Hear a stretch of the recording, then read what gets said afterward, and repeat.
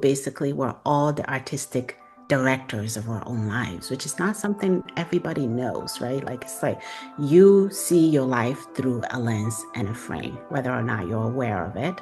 And someone else sees the exact same set of experiences through their own lens and their own frame. And that kind of determines how they feel and how the decisions they make going forward. So helping you to understand what is the frame through which you are looking at your experiences. I see coaching as a space where someone is helping you to hold up a mirror to yourself in a good way, right? To hold up a mirror to what your values are, what your deep down desires are. And so that you can look and say, do I like how that look? Or, no, that's not really what I thought I looked like. Let's change that. But like you can make those adjustments based on what it looks like to you and whether or not you like it. I chose women of color because I am a woman of color. And I do think there is a power in shared identity and similar experiences in creating a space before you even have that first conversation. At least there's a hope there of maybe some understanding, some safety, and some empathy that may very well exist when there's not shared identity.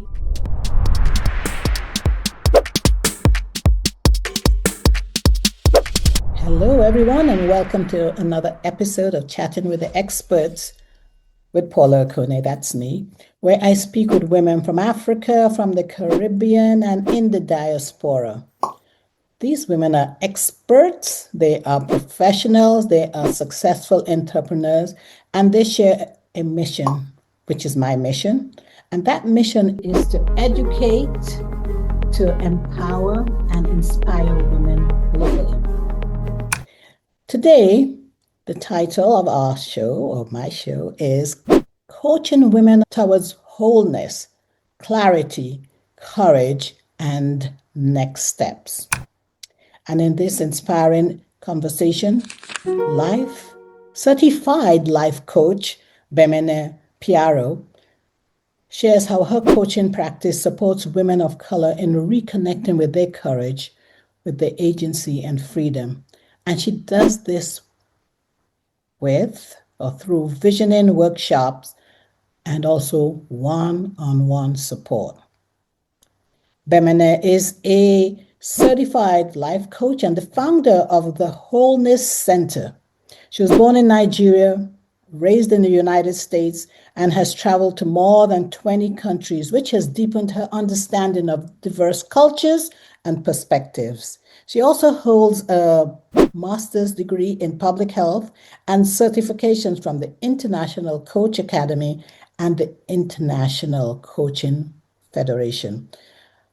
If you have been watching or listening to my show, you'll hear me always say that my guests have such impressive bios. So I can never speak enough or read out all of their bios.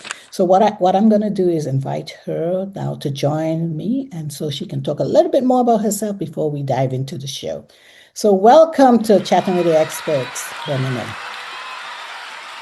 Hello, I'm so happy to be here. Thank you. Thank you for saying yes, because you share my mission, which is to inspire, educate, and empower women globally. Yes, So I read a bit of your bio, but I know I didn't cover everything. Is there anything else that you'd like people to know about you? I actually think you did a wonderful job. Well, thank you so much. Thank you. I always say, wow, these bios are so impressive. So we're going to be talking about how to coach women towards wholeness, clarity, courage, and next steps. Mhm. Tell me, first and foremost, why did you choose women of color? Any Mm. reason? Yeah. That's a great question. I chose women of color because I am a woman of color. And I do think there is a power in shared identity and similar experiences in creating a space. Before you even have that first conversation, at least there's a hope there of maybe some understanding, some safety, and some empathy that may very well exist when there's not shared identity, but you have to figure that out. Whereas in sometimes when you see someone with shared identity, you feel more encouraged, more hopeful. And so I lean into that to provide my clients that sense of empathy and safety. Love that. I love that.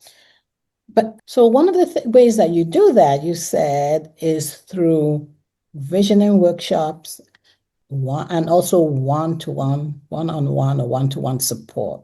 So what's the power of visioning? And okay, let's start with that. What's the power of visioning?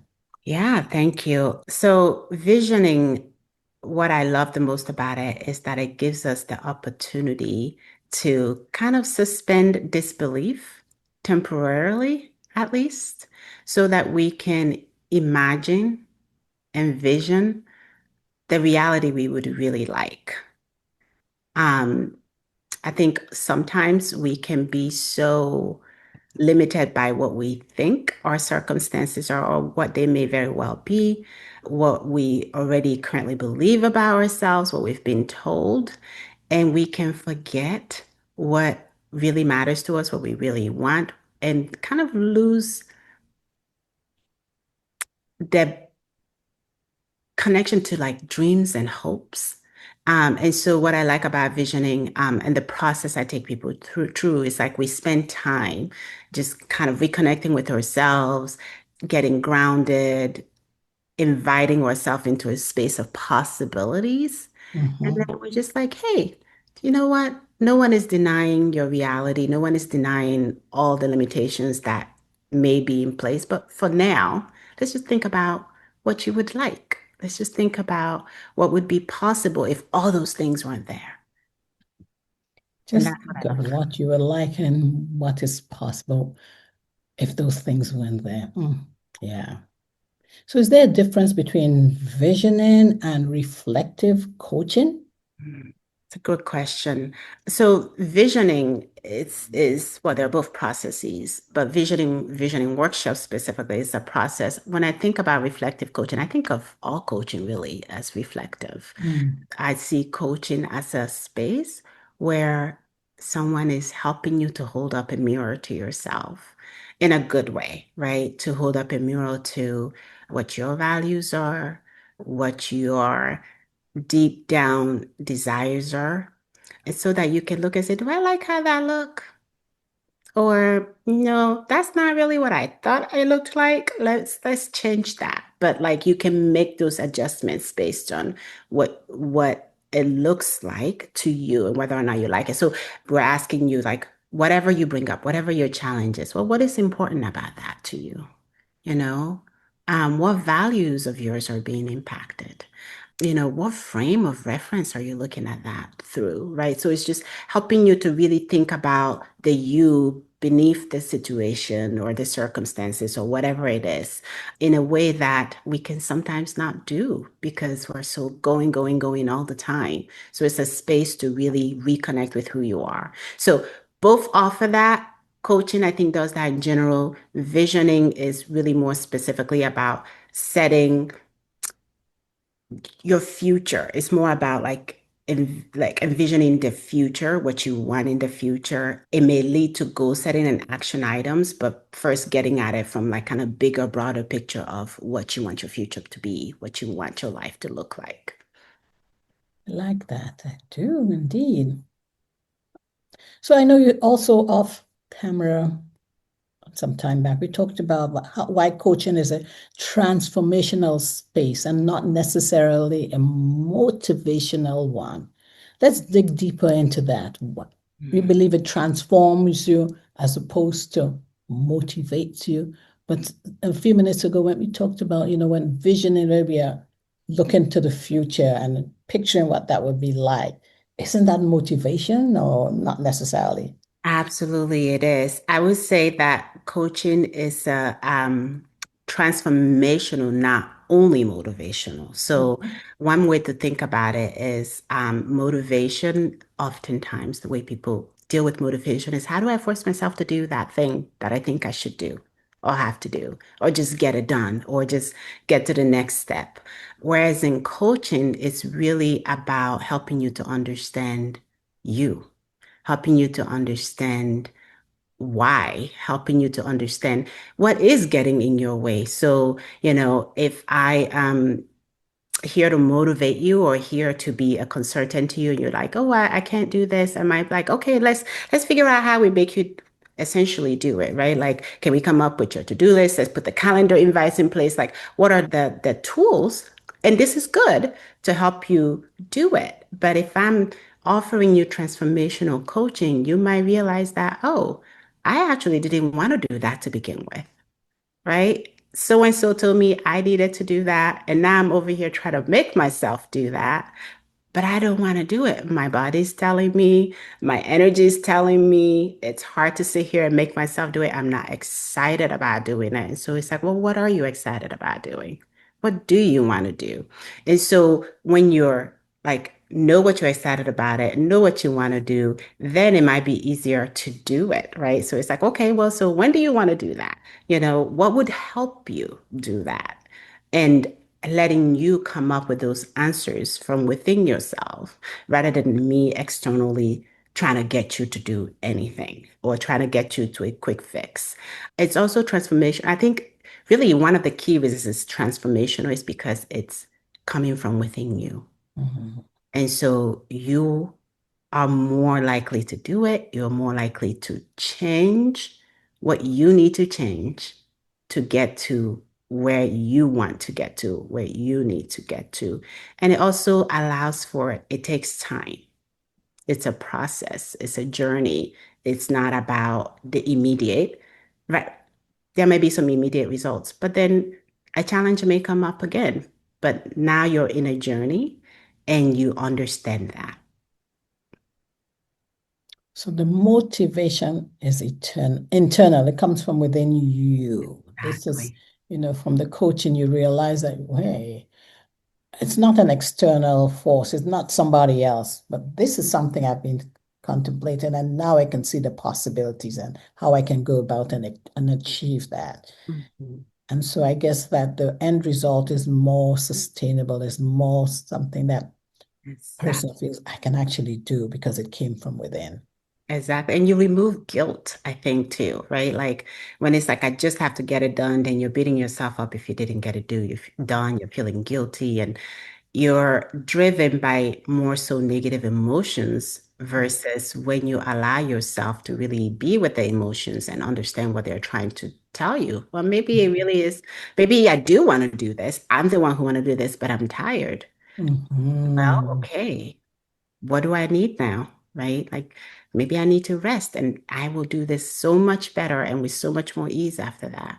Or maybe I need to understand, well, how am I getting tired? What am I choosing at the times when I'm most energized?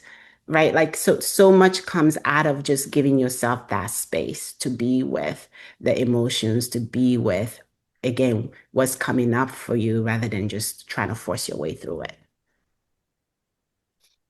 I can see, yes, to do what's coming up for you.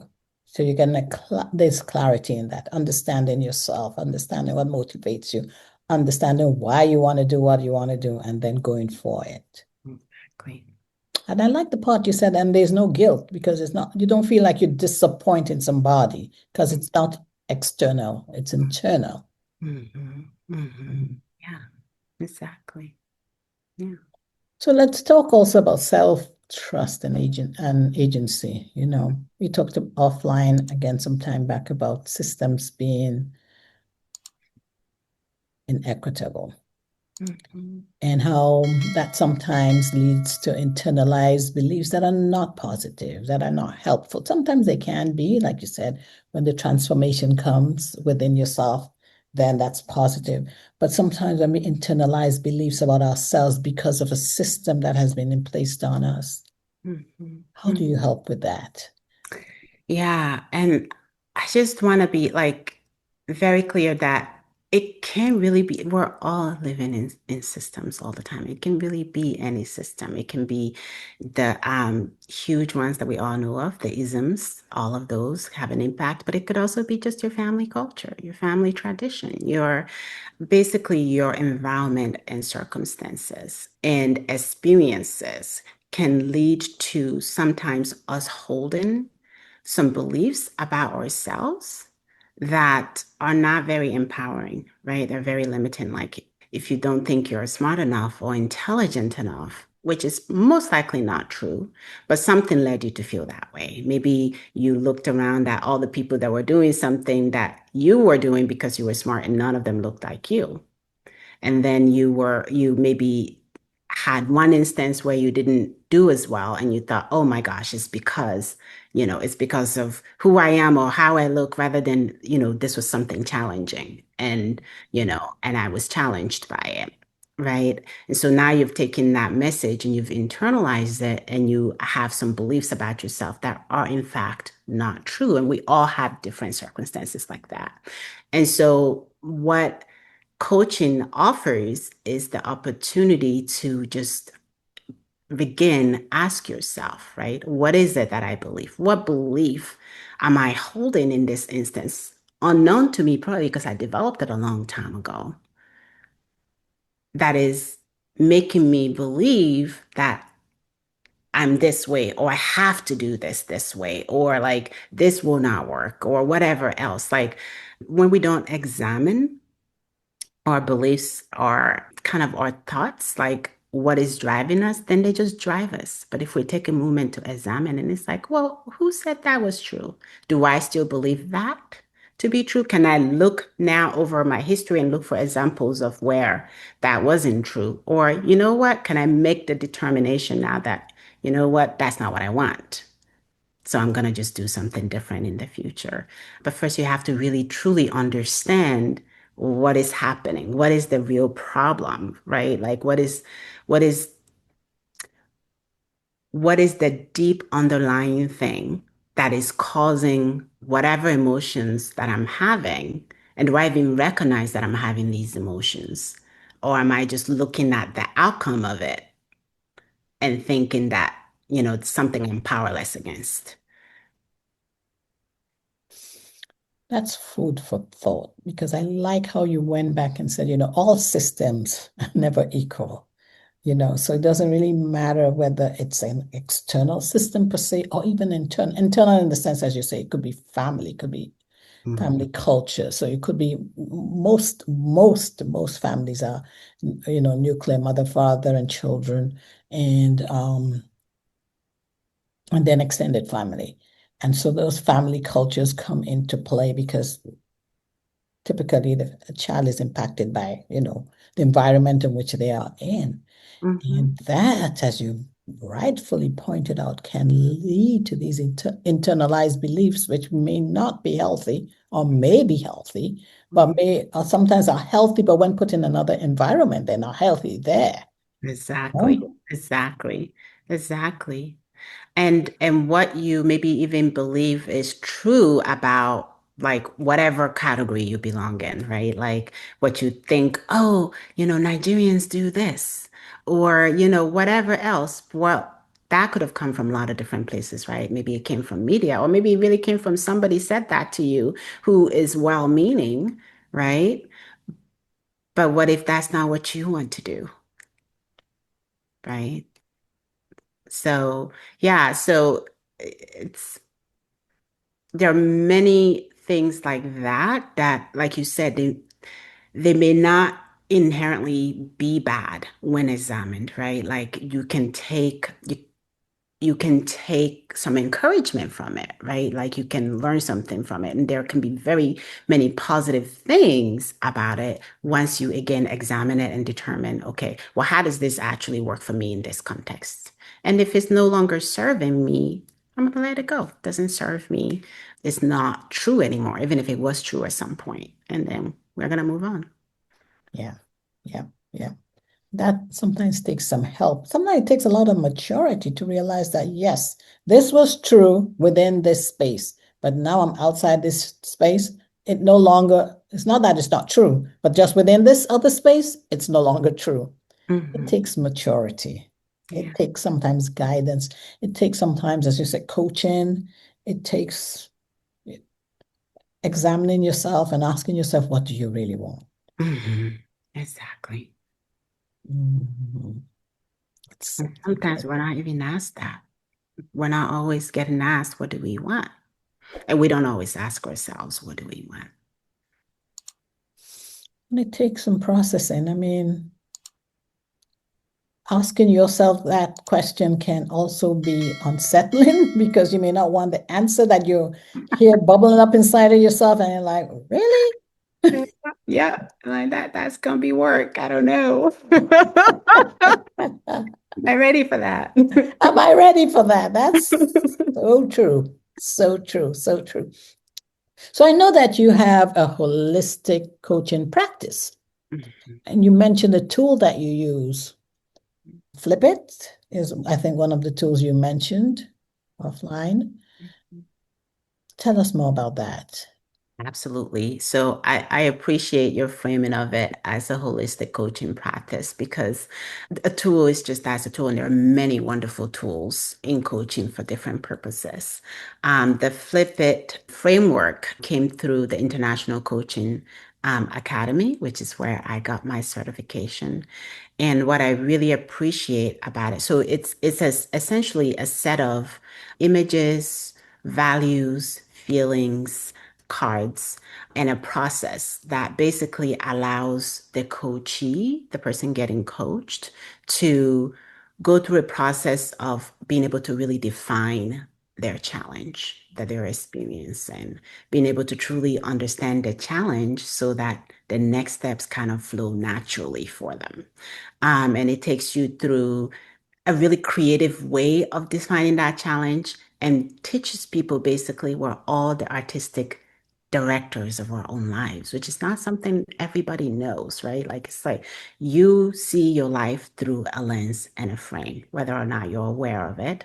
And someone else sees the exact same set of experiences through their own lens and their own frame. And that kind of determines how they feel and how the decisions they make going forward. So helping you to understand what is the frame through which you are looking at your experiences. So one way it does that is like it provides you images. If you're having a hard time defining how you're feeling or like what your challenge is, okay, well, let's get out of the words.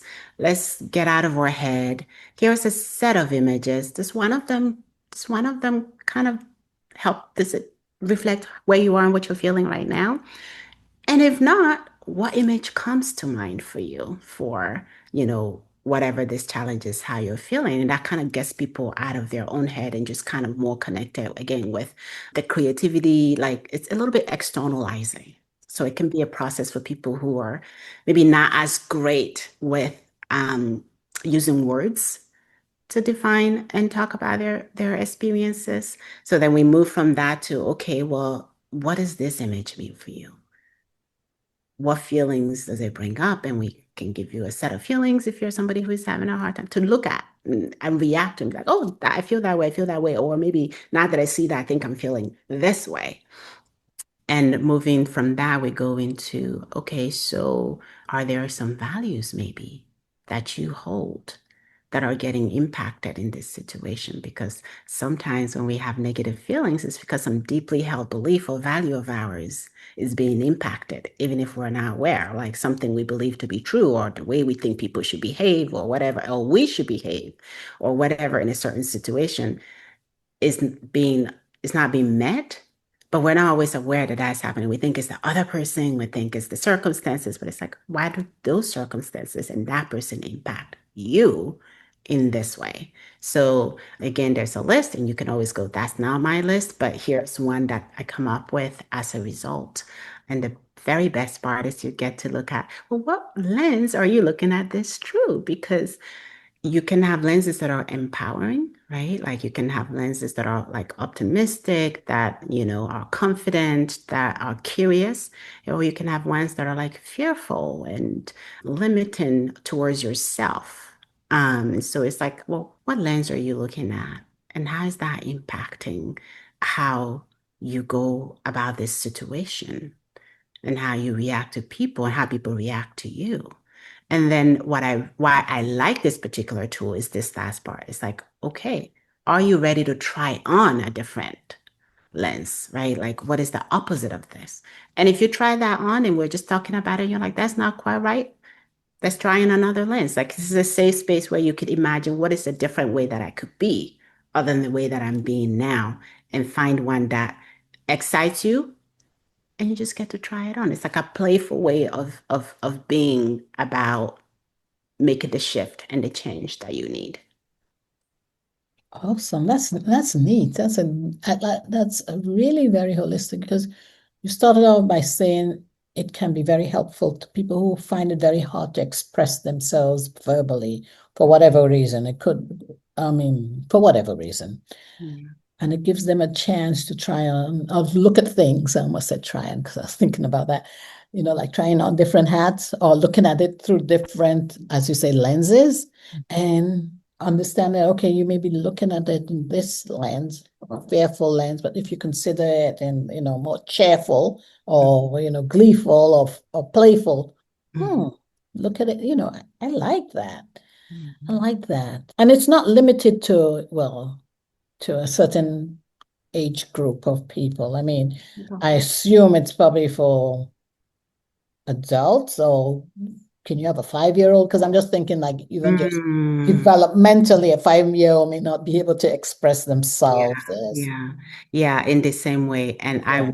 I will full disclosure, I've never coached a 5-year-old in a formal coaching setting. So I have no Oh clue. my gosh. I imagine possibly the image side, right? Or the opportunity to draw or create something that represents how they're feeling could be good, right? So to I could see it being very helpful because they don't have to express it in words. They can draw it, or they can say this image. Well, and I said, well, what does this image mean to you? Or, you know, what where do you feel it, right? Like if they're like, well, it's like this. Okay, well, where does it hurt? Where do you feel that? So I could see it working, but I've never used it there. But it's not topic specific. It's not like you have to have this particular issue, and it's not gender, and it's not any of those categories. It's just really a process that is really mirroring regular transformational coaching process, but just gives a tool to do it. Absolutely love this. Yeah. Because of time, I had another question, which was apart from FlipIt, is there another tool? But that's probably something we can talk about when the live audience joins us, Okay. so that when there'll be a bit more time. But for those listening or viewing later, is there any way they can get in contact with you online? Absolutely. Anyone can certainly go to my website at any time and actually book a complimentary discovery session where we basically identify what is the best thing for them in terms of the support that they're needing. And I'm always happy to answer and educate about coaching as a tool itself. So oftentimes people are not really clear what coaching is. They know they need some kind of support. And so that's a great space to ask questions and talk about what it is you're looking for and what might be the best help for you. So that's always available. Also, so in addition to doing visioning workshops at the beginning of every year or at the end, I also do quarterly check-ins and I see them as an opportunity again to celebrate wins and also release some of that energy or disappointment or guilt or whatever people have gathered from that quarter or whatever they think they didn't get done that they wanted to get done, and then to reset and realign and envision their next quarter. That's awesome. Are you also on any of the social media platforms? I am the Wholeness Center is on Instagram. I'm also on LinkedIn and on Facebook. Awesome. And so, to my fantastic viewers and listeners, I want you to know that just as Bemene has been a guest, you too can be a guest. And how do you do that? If you reach out to me on my website, which is chattingwiththeexperts.com, can contact me there. I'm also on LinkedIn. I love LinkedIn as Paula Okone. I also have a business page, Chatting with the Experts. You can find me on Instagram. My handle there is at chat_experts_podcast. I'm on Facebook as Paula Okone, and we have a YouTube channel. that we'd love for you to subscribe to, because every week I have incredible, dynamic women who share their expertise so that you can be encouraged, inspired, and motivated by whatever they're the expert on. So thank you so much, Bemene, for coming on to Chatting with the Experts. Thank you. And now we'll open up the floor to all who joined us so that they can ask you any question related to what you're talking about, of course. Thank you again. Thank you.